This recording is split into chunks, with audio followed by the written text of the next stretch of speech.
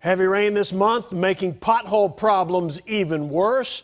A large sinkhole overnight. That's not a pothole, that's a sinkhole. Kind of opened up in northwest Dallas overnight and nearly trapped a man and his truck. With more storms coming our way, the situation won't be fixed soon. Fox 4's Lori Brown showing us some of the trouble spots in Dallas. Lori.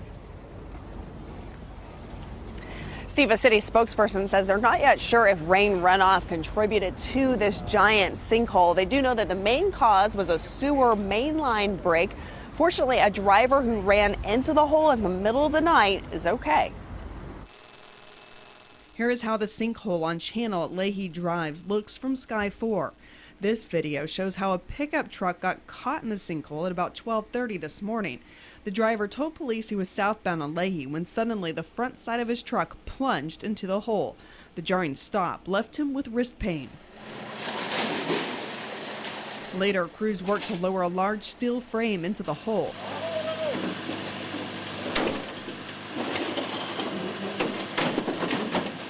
You can see here how far down the hole goes. Like the river just going fast. It's deeper than this man is tall. It was like 10 feet down. The city doesn't have a count yet of how many potholes have opened up due to all of the rain, and the city says it is not known if requests for service have gone up. Over on Irving Boulevard Bridge, there's a patchwork of about 24 potholes on the east and westbound lanes. This fall, a gaping hole opened up, leaving only rebar between cars and a large drop below. It's about 12 inches deep, concrete, and then you're hitting the hole. You're hitting the hole, which is 2 or 3 foot wide.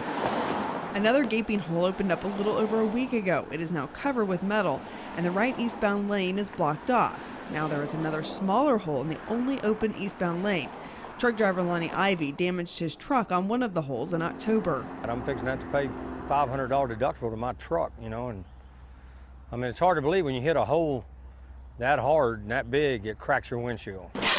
Ivy has been urging the city to rebuild the bridge. He's worried about what will happen if this keeps happening. The other morning, I swerved and missed, barely hit the hole. If it had been a car in another lane, I'd hit him.